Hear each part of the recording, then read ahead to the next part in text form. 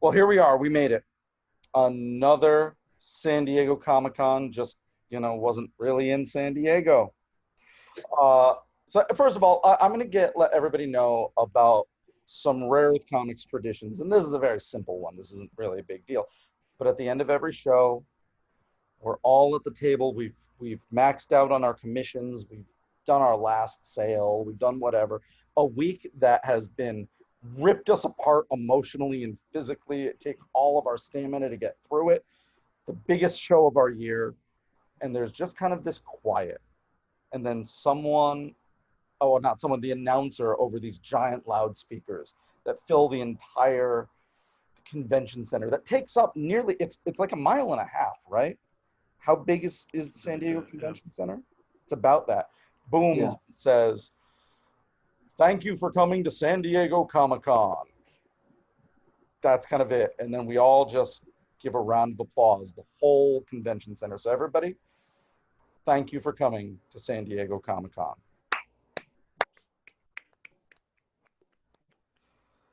And I just kind of want to tell that as simple experience as it is, because all of these conventions that we've been doing for 16 years, and San Diego Comic-Con is the center point of it. I know, David, I've talked to you before. For us, we mark that as the beginning of our year. Like that's in many ways the single biggest event of our entire year. We wait for it, we build for it, everything like that. And oh God, it's such a centralized thing to us. And we have all these weird little traditions about it. So that's why I kind of like talking about that right there. And that's what I want this video to be, is for the three of us who are about as OG Rare Earth Comics as you can get, talking about what it's like to work these shows and to be out there hustling and getting our art out and selling sketches and selling books. What do you guys think? Do you think that's a good thing to talk about? Sure. Yeah. So I'm going to begin with a question, and either of you can pick this up. Let's talk San Diego right now. What is it like to set up? So we're coming from across the country. Sometimes people are coming from different parts of the country, but we get to San Diego. We breathe in that California air. And often if we're coming from Connecticut, it's the most disgusting weather you could possibly imagine. I know we leave and it's like 99 degrees, 100 humidity, and we get off that plane and what finds us? Nice breeze, palm trees, like 75-degree weather. Couldn't be more perfect. In fact, the thing I like to say about the weather there is I've been there at times when it's like 80 and the locals are apologizing to me for the heat. I've been there when it's like 65 and the locals are apologizing for how cold it is. And in the meantime, Dave, I remember you'd be getting texts from your girl going, "I can't breathe. I can't breathe." And I remember at one time, it's 104 degrees. Yeah, I'm hearing you on the phone. You're going like, "Oh man, yeah. Oh, it's terrible here. It's horrible, baby. It's horrible." It was one year, if you remember. That's right. Was it Bayview Suites? We had no AC. That was San Diego 1. That was our first San Diego. So I'm gonna that was brutal. I'm gonna turn this whole meeting over to Dave Robles for a second. I don't want a ton, but just talk a few stories about our experiences from San Diego 1. Yeah. We were young. I wasn't old enough to rent a car at that point. Yeah. It was your very first con, right? It was our first convention. Yeah. Well, it was our first major convention. We'd done a few small ones, like, in the basement of a church kind of convention. That was just a few hours. Or I think we may have done one of Mike Carbonaro shows here and there. Right. And just kind of been like on the second floor in the corner somewhere behind some retired wrestling icon of some sort, or a manager, or like we've mentioned Mike Carbonaro shows a few times in these videos, so I want to set this for everybody. So a Mike Carbonaro show is a name. Mike Carbonaro is the man who runs them, and he's kind of was known as the impresario of New York comic book conventions before New York Comic Con. Sure. And they are the wild west of comic book shows. You go there, it is just insane. You've got washed up WWE wrestlers, you've got 1980s porn stars, you've got and comic book and some of the best comic book artists you can ever imagine. Listen, dude.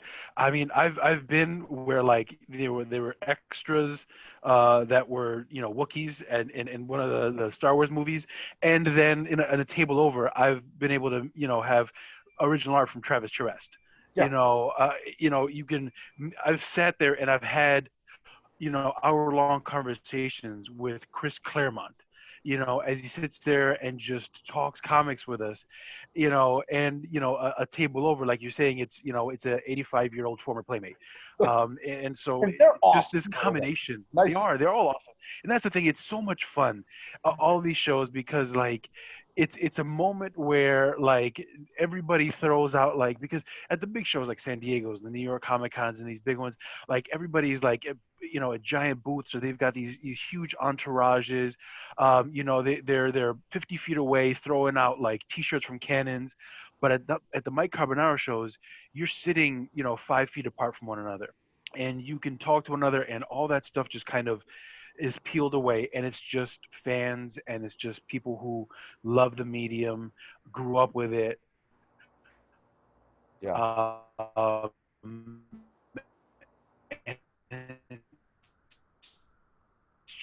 Silly, or in no way try to put them down, because it's really the root of being a fan, rooting through those 50-cent bins like we used to talk about, and finding comics to fill your collection. That's what the real shows that we grew up on. So we were used to that, and we had just printed Shadow Tracers #1, and we get off the plane, like we talked about, we get hit by that San Diego weather, which was actually a little warm that year. Can you set the scene for what our experience at our first San Diego Comic-Con was like? Right. Well, we left it up to you to Google and try to find out where to stay, because we didn't know San Diego at all. I mean, none of us had ever been there. And so, we find a hotel that seemed to give us a good deal. It was a good deal. It was a good deal. And for what we came to find out was National City, just outside of San Diego. And whenever you tell locals, they're like, "Oh, National City, we didn't know." And so we get off the plane, like you said. Bridgeport. Right. You're like, "Oh, you sit in Bridgeport," but so we get off the plane. Weather's beautiful. We get our stuff, and we get the rental car. And by the time we get out to the hotel, it's late at night. And so we get out to park, and it's the parking garage is across the street, and we park in it, but like the lights are all out in the stairwell on the way down, and so immediately sketchy. But okay, so we cross the street and go into the lobby of the hotel, and meanwhile there's what appears to be a pimp and one of his ladies having an argument in the lobby, and we're like, oh dear, like this is not what we bargained for, what we saw online. And it just kind of got worse from there. Was not honest. No. And we get up to the room, dodging dog droppings along the way, and like we get up there, and it is hot. It is hot. It is not what we expected or heard about from San Diego. It's because the AC isn't working. And then we fold out that couch, and it attempts to devour us, because it folds back in. It was a fold-out bed, and it folds back in with rusty springs sticking out, and nearly gave tetanus to one of us. And it was not what we expected out of San Diego. But interesting first day. Yeah. And then we went to the show, biggest show in the world. Oh, and we just expected the world to come to us. We brought boxes upon boxes, like nearly 1,000 copies of Shadow Tracers #1. Mm-hmm. And so we get there, and lo and behold, no one's stopping by the booth. No one's coming by. No one's doing anything. And we don't know what to do. And we don't know what to do because we've never done this before. Not really. Not in any serious sense. And so we're sitting there and we have artists sketching. We're like, people come by like, can we buy a sketch? We're like, sure, like $5, I guess. $5, get a sketch. Stuff like that. And I remember next to us was what was the Silhouette Press?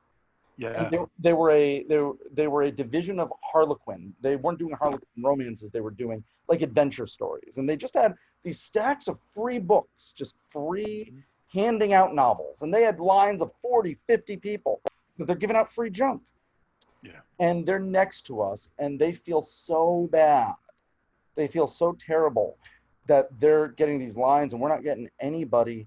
And that night they went home and they got on with Harlequin Corporate and had a marketing meeting with their marketing department. Like, this is a consultation that would cost thousands of dollars. And they came to us the next day with a proposal saying, we feel really depressed watching you guys. And we talked to our marketing division and we think this is how you should do things. And we're like, thank you. And what was amazing is a good portion of what they taught us are things we still do today. Right. And I mean, not everything, but it won, I don't know, that experience, we got really kicked in the teeth that show in a very embarrassing way, but it didn't knock us down. No. And it really taught us to move forward and to not give up. And we've now created a business model for our booth that engages fans, brings people in. And we're always changing, but that's where we began with that experience. And that's the thing that, I think people who are starting out, when you get that first show, that's that reality check, because, up to that point, we'd had a lot of little victories and they built our ego up quite a bit. From when we were teenagers and we went to Samba bookstores with 200 copies.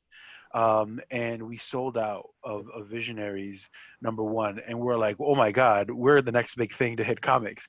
And so then we do the small shows like the Mike Carbonaros and stuff like that, and we would get sketches and people would come by and they'd buy some stuff. And for a show where a table cost $50, $75, and you turn $200-300, you're like, oh my God, this is successful. But when a show costs you $1,000, $1,500 for a table, and it costs you, thousands of dollars to stay there and fly there, and you leave with that same $200-300, it's not the same. No. And it was a real gut check, and we very easily could have quit. We very easily could have said, you know what, this is not how we expected things to go. But we didn't. And I think that's been the thing about Rare Earth Comics, is that it's not about the successes or the failures at any single con, because we kept at it, and other people saw in us that drive and that hunger, where it didn't matter if it was just fine. I'll sell a sketch for $5. I'm putting a half an hour into work for $5, and you became one of the greatest salespeople I've ever met. And it made us grow. It really did. And like I said, we very easily could have just stopped right then. We didn't. And it was pretty much just you and me for a few years. Yeah. And then JT here came in. I'm looking over this way like that's where it really is in the video. I have no idea. Yeah. But Jeff, you didn't start with San Diego. Your first show was a New York Comic Con.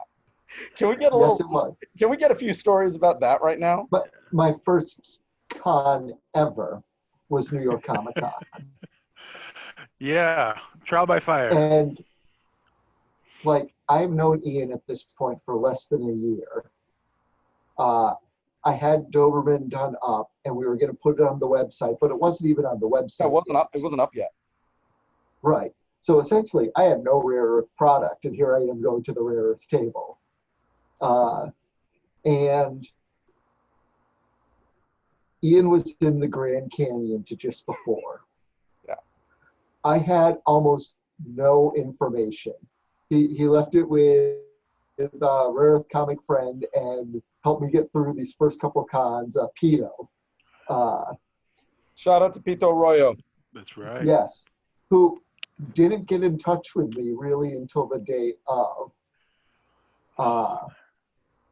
And I had no details. So even like the night before, he calls me to make plans. And I'm like, so how are we getting to the hotel? What hotel? Oh, we're not going to a hotel. We're staying at Jamie's house. Who's Jamie? Oh God, this is embarrassing. Right. And I couldn't get in touch with Ian, who's the only other person I knew, because he was at the bottom of the Grand Canyon at this exact time. Sounds about right. So we take a bus up. And I don't know if Peter has ever done this before, getting the badges, walking in, finding our booth before either, because he acted like it was all new to him.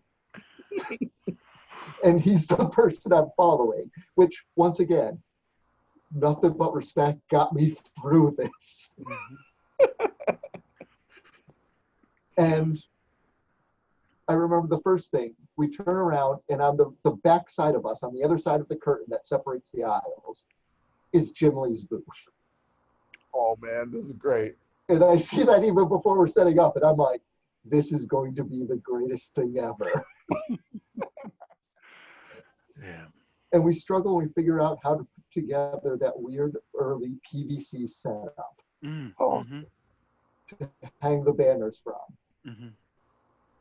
And we're running out of time, or trying to do this. And the whole time Peter's like, I don't know, I think this is how Ian does it. Oh God. Great, okay, fine. We're tired, we've had a long day.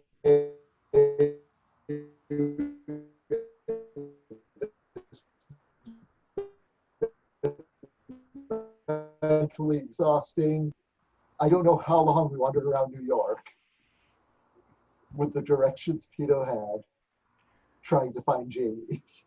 Yeah, but eventually you do get there, and you do set up. And before we move on from this story, my favorite part of it is you guys didn't have enough chairs, because New York Comic Con, they charge you by the chair.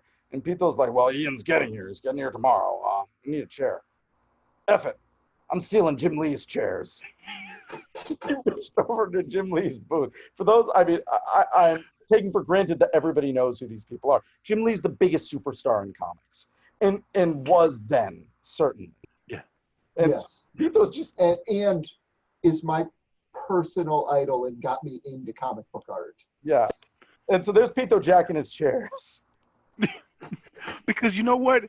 In Pito's defense, if anybody's going to be able to get their chairs replaced very quickly, it's Jim Lee. So there we go. No one's going to go, Jim, you're going to have to stand or buy more chairs. I also want to stress something important that was Pito's job at these cons. We didn't have phones to check references. Thank you. Okay, yeah. So I'm going to set this up, and then I'm going to let you guys talk about this. So as everybody knows, the lifeblood of Rare Earth Comics are commissions. Come by a table, you tell us you want Superboy. David draws Superboy. There we go. I do. You come over and you tell us that you want Freddy Krueger fighting Mickey Mouse. That's going to be Jeff Tingley. That's... Yep. That's Jeff right there. And we draw it for you right there. And it is a magical experience. It doesn't get old for me. It doesn't get old for me. I mean, none of you will draw me anything. But, like, it doesn't get old for me watching people. That's not true. Jeff, you've done many commissions for me. Dave, you ain't done. You ain't done anything for me. Anything. There's a reason for that. Oh, because you like giving me pain. That's I what do. it is. I do. I keep you wanting to come back for more. But I never get... Oh, man, you're such a tease, bro.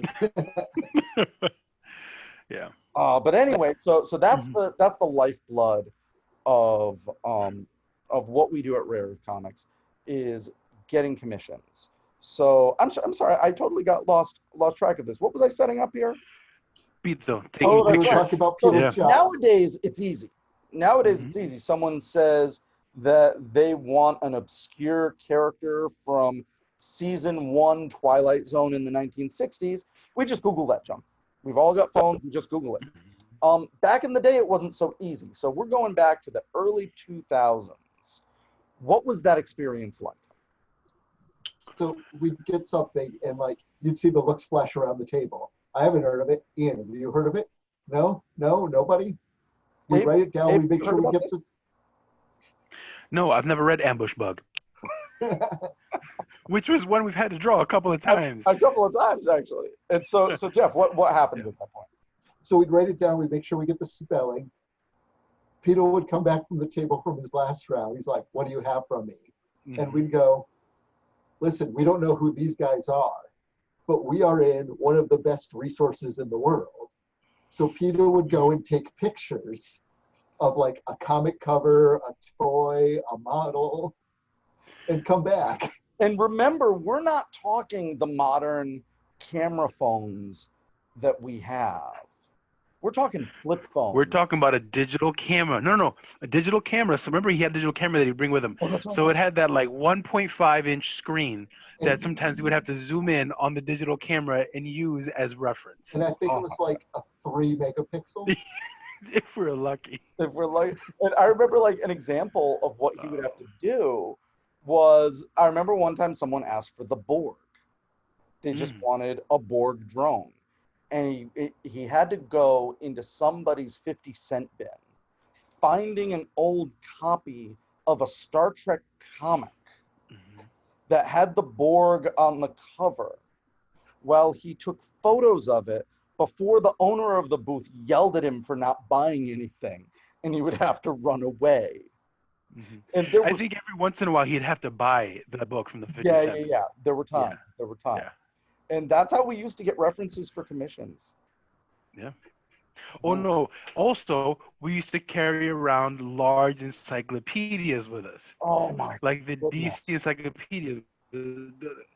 And Marvel, and we'd flip through there. It's like, is a character in here? Oh, there it is. And you'd have that one picture as reference. Yeah, I remember the DC. Yeah, but when we were flying to other places, the Oh. DC one, it was massive. But when you're flying to places and you're like, well, what can I do with these 10 pounds or whatever, and you don't want to go over, that just kind of goes by the wayside, just like the button press. Oh, you just queued up the button press.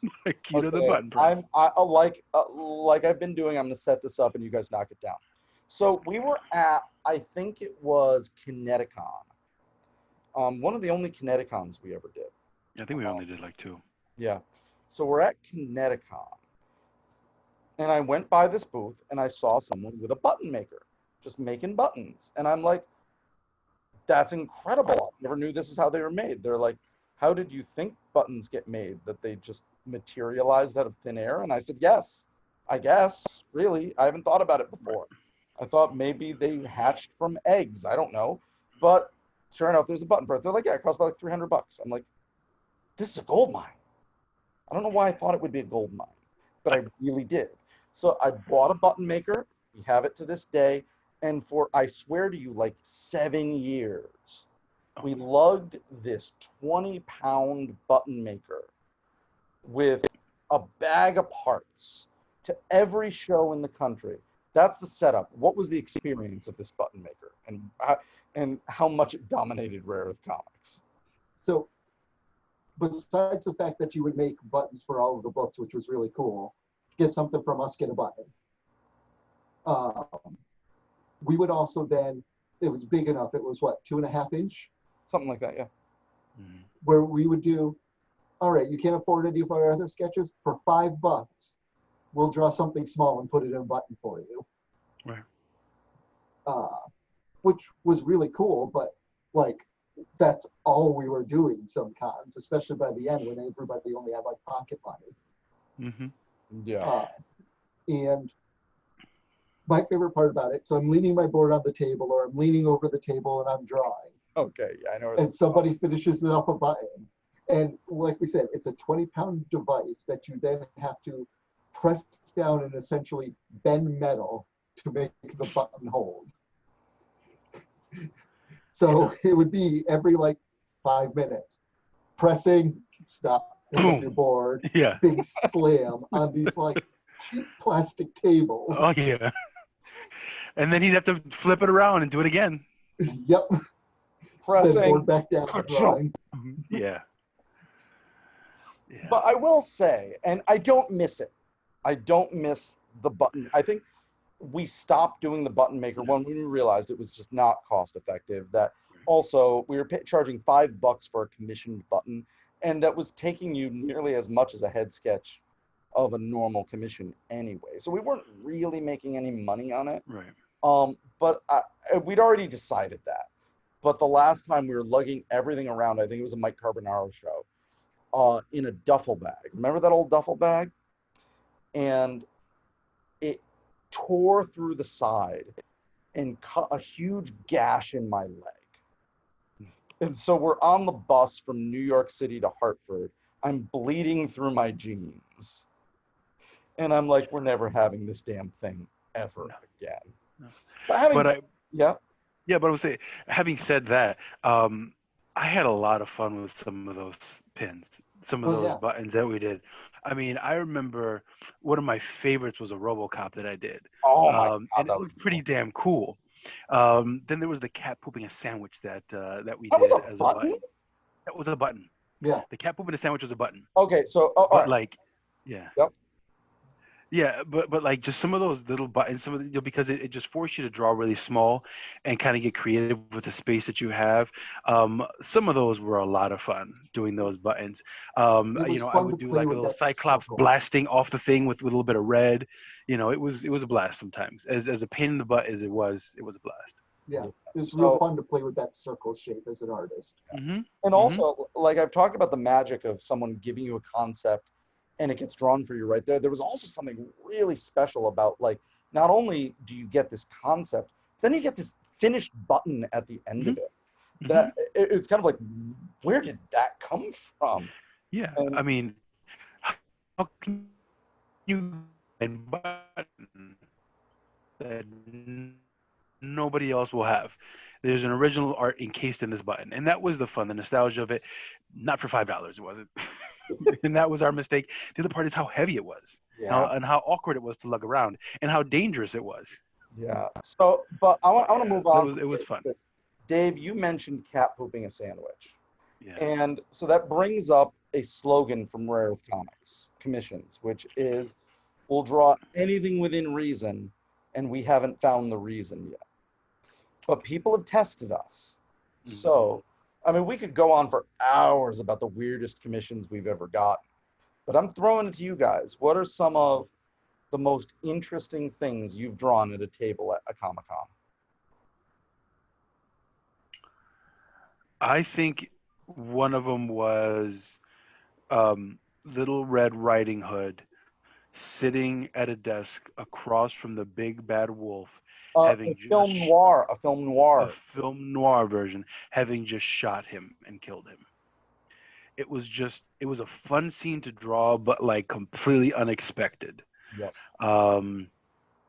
But fun to draw all the same. Dave, do you still have a copy of that? Do you have a picture of that somewhere? I think somewhere. I might. Yeah. Because we got to throw that up on Facebook this week. Yeah. Because remember, at that point, I don't even think we had a Facebook at that point. Probably not. And so, a lot of these early sketches just kind of fell by the wayside. Yeah. By the way, if you're watching this and you have some old school Rare Earth comic sketches, post them, send them to us. We'd like to see Absolutely. it. So once again, that was film noir, sexy Little Red Riding Hood. I believe it was described as film noir femme fatale, Little Red Riding Hood, in Detective Big Bad Wolf's office, having shot him in the head. Mm-hmm. That was a commission right there. Yeah. Mr. Tingley, what's striking your memory? You've drawn a lot. I have. So I'm remembering at a New York in particular, this family wants me to draw, and this kid really wants me to draw his character. And he's got a drawing of it right there. And this is something normally that I love. Work with the kid, get his ideas, get them down there, make it look cool. So he's got this drawing that's pretty good, but it's a kid's drawing.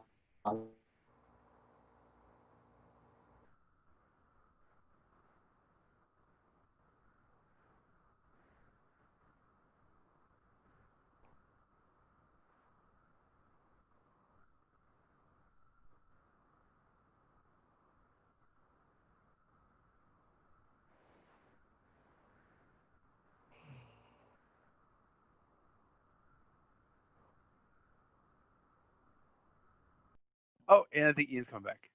I'm back. Yo. Back, guys. All right. Oh, hey, guys. Yes. Enough. In the last part of the show right here, um, we just got a commission. Oh. We just got a big one. So, Jeff, I'm sorry. Like, the last thing we heard was there was a kid. He was trying to get Right. He wanted character. Start from there. Yep. He wanted his character. Him and his parents came. He had his drawing with crayon, and this is something that I love doing because, you know, to get this idea and even work with the kid a little bit and make it awesome is normally a much bigger reaction than like anything else. So I get it, and I get his drawing, and I'm looking at it, and I start trying to make it, you know, and it's a kid's drawing, so it's oversimplified. Now I'm making it cool, and he comes over and he looks over my shoulder. He asks if he can.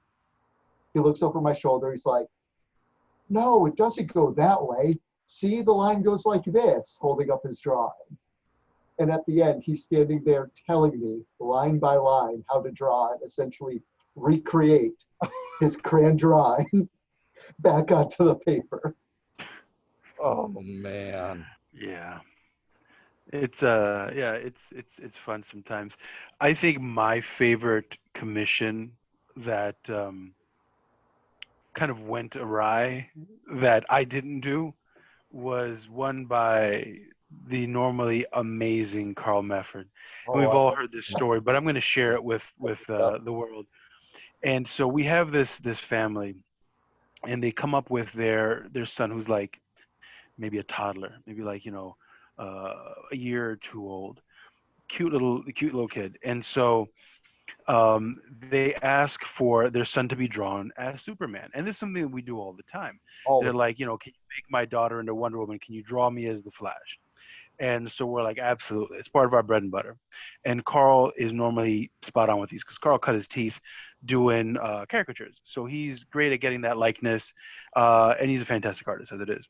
So, you know, he gets this sketch, and so we take a picture of this little boy, adorable little kid. And so Carl starts to get to work. And so, you know, I'm drawing, I look over and I see him laying out the sketch, and it is this hulking Superman busting through a wall. And I think nothing of it. And finally, Carl is like, all right, I think I'm done. And he holds up one of the most terrifying pieces of artwork I've ever seen come from this dad. And it is this chiseled, jacked up Superman body punching through a brick wall with the head of a little Asian baby boy. And it was just the most disturbing image. And we're like, what? And they're like, they wanted their child as Superman. And we're all like, yeah, like a kid dressed as Superman, not Superman with a baby head. What would you normally do if you had gotten Right. It would just be a little boy dressed as Superman. Get like 10 of these a day. Like, what would you do, Jeff? How would you do this? Yeah. I want my boy as Superman. My 4-year-old boy as Superman. What would you do? Super cute kid in kid proportions, flying, maybe lifting a truck. That would be amazing. Yeah. Right. Carl had a moment, and he kind of got lost in the my child as Superman. and I think my favorite bit of that was that Carl didn't see it, the whole thing. It was so lost in the drawing. And like, you would look over and go, what is that? And like, you know, and then I'd look over, I go, hey, Carl, how's this commission going? And he's going like, this is going great. I'm feeling this. This is going good. And we knew that something was up. And there was something like, as soon as he finished it and signed his name on it and wiped off the pencils, because it was inked. And I think, Dave, you were the one who said, hey, Carl, that's looking a little weird. A little weird, yo. And he's like, oh my God, what have I done? Like, I mean, he didn't do it like that, but it clicked. He's like, oh my God, that's creepy. And often, and I needed to sell the heck out of that. When that family came back, I did the reveal. We have this whole ritual where it's like, all right, here we go. We got the reveal. And it's like 3, 2, 1, boom. And the parents just went. And I knew I couldn't sell to them, so I had to sell to the kid. I'm like, look at you, you're Superman. And he went, Mommy, Daddy, I'm Superman. Look at me. And they're like, yeah, I guess you're Superman. He's like, I want them on my wall. And they're like, maybe. We gotta say, I know, like, everyone remember, Carl is a genius. Yeah. He's an absolute genius. And this wasn't a bad drawing. No. It was just disturbing. And I love him for it. I love him for the fact of committing to it without having any idea what he was doing, as far as like how disturbing it was. But it was great. It was great. And we all have our moments. I have quite a few of them, particularly ones where I take 2 hours to do a $30 sketch. Okay, Because, all right. That sets up. I love how you're all queuing these up. yeah. There's a term we use. It is called low-keying. I'm No, why don't you describe it? Oh Ian? no, but here's the thing. I'm trying to get the details for this commission we just got in. It's just like San Diego Comic-Con. So yeah. but I will set it up. Yeah. So Dave, this is right after. Were you at the show, Jeff? It was right I was after not at this show. I came on the show right after and heard this story like a million times. So this was right after the first Avengers movie came out. Mm-hmm. Or or was just Thor out at that point? I don't remember. but it was real early on. Yeah, Mm-hmm. doesn't matter. But Tom Hiddleston's Loki has been part of movies at this point. And it was the first sketch of San Diego Comic-Con. And someone comes up and they said, we want Loki. And Dave's like, oh, great, Loki, like the comics? And they're like, no, from the movie. Now, for Dave, that's a sore subject. Because you almost always want to do the comic book version. And why is that? Explain to everybody why that is. Well, there's something about the comic book designs that I think are great for replicating in illustration. The movie designs tend to be really intricate, and it's fantastic for camera because the level of detail that goes into some of these costumes is breathtaking. But when somebody wants that replicated, it's hard to kind of try to do so within a certain amount of time to make it economically feasible to continue to kind of turning out a sketch. And for me, it's very easy to get lost in the details. And so some other people have an eye for just kind of simplifying things real quick and churning it out. I get lost and I'll sit there and, I can go into detail about other ones like having to,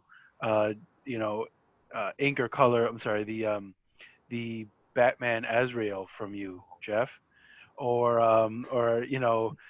some other super, super detailed drawings. But like, I think the more detailed ones come from movies or video games, where, the level of detail is just off the charts. Yeah. So doubtless to say, the person says, I want Tom Hiddleston's Loki. Sure. Dave's like, all right, I got this. Yeah. And so he starts drawing. And the first one, it's not coming out great. And he crumples it up, he throws it away. That's not uncommon. It's not uncommon for any of you. I mean, Carl pretty much just bangs through it, but everybody has their moments. Yep. And we're going. Now we're 45 minutes, and we budget about an hour for a commission. At least at that time we did. And we're going. He's going, and then I look over. It's all but done, and then it's crumpled up on the floor. I'm like, Dave, what just happened there? He's like, I got to start over. Now we're 2 hours into this deal. He's now on his 4th drawing, and he won't give it up. There's a term I say, which is, put it to bed, Dave. Let's wrap it up. Be done. Be done. And it is this elaborate, gorgeous, amazing drawing. And now we're on hour 3. Yeah. Hour 3. And it wasn't a $30 sketch, Dave. It was a $25 sketch. Right before we upped the price. And he finally gets it done. And I swear to you, this commission, with the level of detail he did on it, was worth $200. And we hand it over to the person who's like, oh my God, I had no idea. I'm like, yeah, lady, I had no idea either. Yeah. Well, at least it wasn't the guy from that video game character we did at the Hartford Comic Con, the samurai. Oh my God. That one took me like half the flipping show. Oh man. So anyway, I have a problem simplifying. yeah. Dave has a problem, and so that term has now become Lokiing sketch, Right.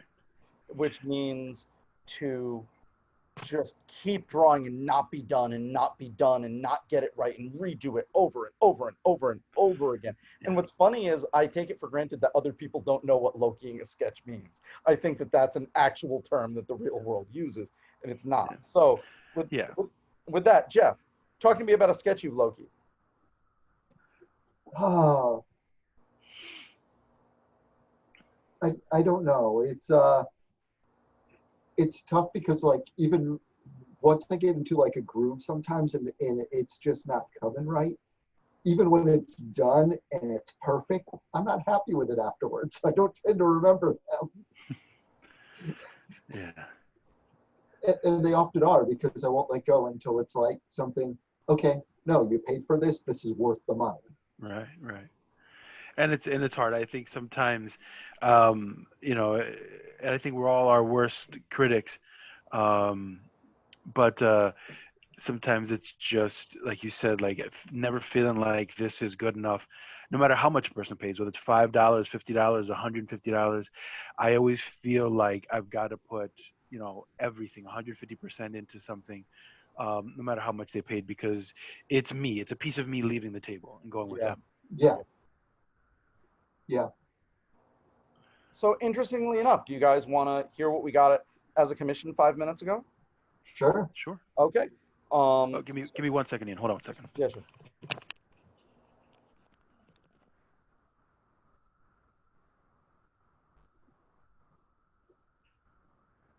So while we're waiting, how you doing, Jeff Tingley? Doing okay. I was talking with somebody earlier who's been watching your videos and really loves the cargo shorts on Panther Man. On Mr. Panther. Nice. So, like, I got to tell you, I'm so jazzed to write this comic now. So anyway. Oh, I thought of something real quick, like while we're off. Switchblade. Oh, I was going to send you this.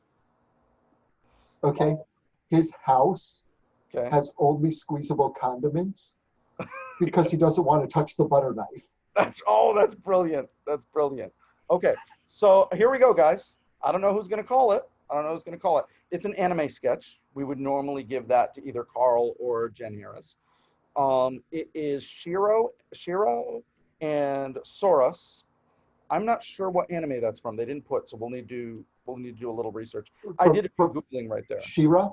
No, not Shira. Shiro and Soros. Okay. That's from My Hero Academia, maybe? Maybe. I could be totally wrong. I know we're sounding like idiots to people online who already know this. But all right. So this is going to be a sketch of Shiro sitting in Sora's lap as there is as they play an MMO on a PC. The only lighting in the room is from the computer, and there are empty food wrappers and stacks of bowls everywhere over a dirty room with a small digital clock reading 8 a.m. And they've paid the money for all of that detail. That sounds like a very sweet couple sketch. That is about a very specific relationship. Yeah. Mm-hmm. Yeah. I love it. I mean, I don't mean to waste everybody's time with that right now, but like that's an example of the things we get. Those are things we get that just come in your lap, and then you've got to figure it all out and really create a piece of great art. And any one of the Rare Earth Comics artists could do that and do a great job. And the last thing I want to talk about right now is what you just said, Jeff. That sounds like a couple sketch. We don't know that. We haven't even really met this person yet. But a thing that we forget, or sometimes I forget, is how much these commissions mean to people. And I have a number of stories like that. But do you guys have some stories of some of your favorite customers that you know that their sketches you've done meant a lot to them? I mean, Dave, I know, I mean, I would say some of the friends you've made at New York Comic Con that come to you every year, do you have Yeah. like, who's some of your favorite customers and some sketches that you know meant things to people? Well, for me, I mean, there are a couple of people that come to mind. One of them is our friend who always comes back and tries to challenge me with something that I've never drawn before. And he has a very kind of specific kind of characters that he likes seeing, or getting drawn. Kind of these kind of darker, grittier characters, and I have a lot of fun, doing them. And he comes back every year, and usually like he's there, first day we're finishing setting up, or like getting the booth ready, and he's it's his first stop in the show, and to think that somebody spends hundreds of dollars to come to a show as big as New York Comic Con, where you have every big name imaginable, and we're one of his first stops, if not his first stop in the show. And this is like his tradition. It means so much. And another one I think for the same show is the couple that come every year. And there's a teacher and a guy who's psychologist at a school, and they come, and every year they commission something. He commissions something for his office, and they usually get Batman having something done. Like there was one year, it was Batman getting psychoanalyzed by Harley Quinn, or Batman being restrained to the couch by Dr. Hugo Strange, or or something like that. But there's always a Batman sketch, and one was with the Shadow, or and it's just every year he comes, and then we'll just share stories about how the year's been and stuff like that. And it just really feels like family, because every year they take a photo with us, and and it's just hugs exchange, and it really is amazing to know that we are part of something that everybody looks forward to every year. You talked about how San Diego Comic Con is part of our calendar. Sometimes it's an artificial start to the year. And for some people to know that this convention is like their big show of the year, and we're a central part of it, is just it feels really good. Feels really good. Yeah. Jeff, do you have a story for us? Yeah, I have two real quick, but first, the first one is because I want to talk about one of Dave's customers real quick. Guy 2 years ago came to our New York show and had Ghost Rider transforming into Ghost Rider, like the flesh ripping off it, and Mm-hmm. it was gorgeous. Like Remember that. Dave's finished sketch was gorgeous, and he comes to us last year, and his now ex-roommate had stolen his sketch on whatever break caused them to not live together anymore. And like he was so torn up about it, he just wanted that sketch again. And we were able to find pictures of it, and Dave recreated that sketch for him. Like and it was better than it was the first time. It really was. And that's a great story. But how about you, Jeff? One that you've done. Yeah. The one that will always stick with me is one of the girls we talked to at New York, who, when find out we draw anything, started talking to me about Buffy the Vampire Slayer and about how much the show means to her. And I'm like, yeah, it's awesome. And I'm really connecting because, that show has meant a lot to me. And she starts like crying.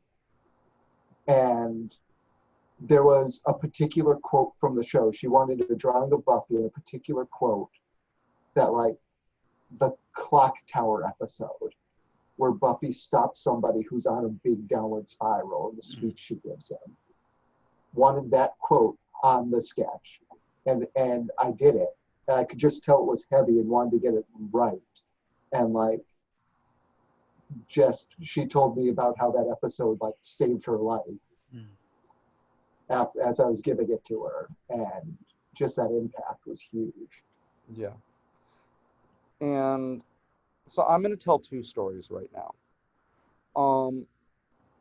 And in both of them, these are two stories about how I realized that what these experiences mean to people. And so one of them, it was a San Diego show, and Dave, this was one of the only years you were the only one there. And so you were doing this and you're trying to keep up, and someone ordered a commission of an original character. And it was a character that this person cosplays as. And there were a lot of details and it was hard. And we'd made an arrangement for you to finish it up at home and send it in. And you were working really hard on it, but there's life and it was getting a little late and we're communicating. And we had both kind of just gotten annoyed at it. It's like, oh, okay, let's just get this done, get it out, blah, blah, blah.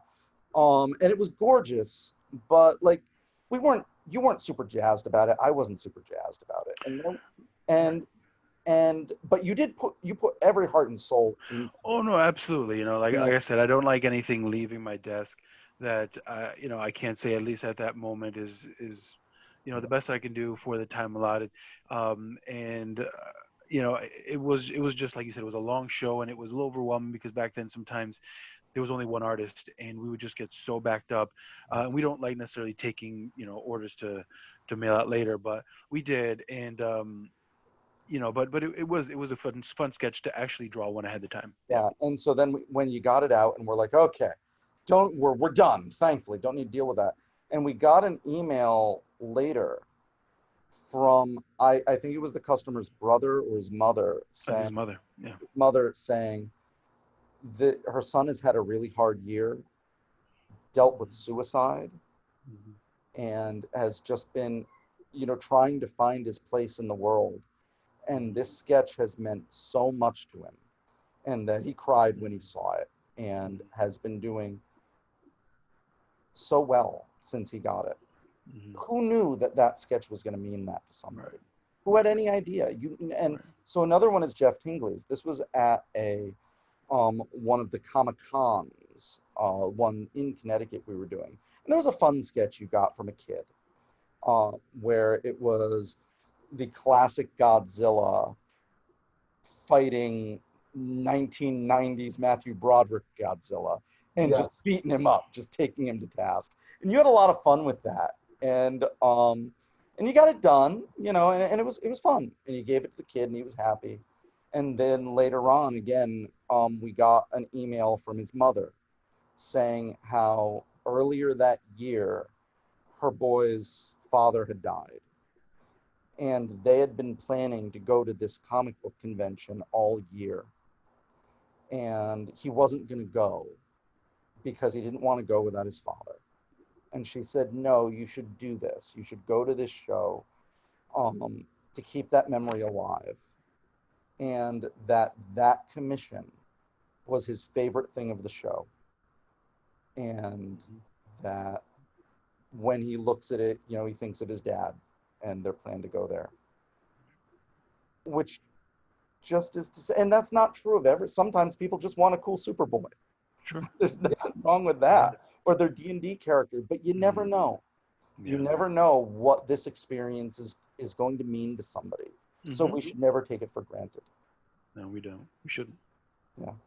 It's kind of one of the privileges of being a fan and being a creator at these shows, to be able to connect with people like that. Absolutely. And guys, I think we're going to end it there.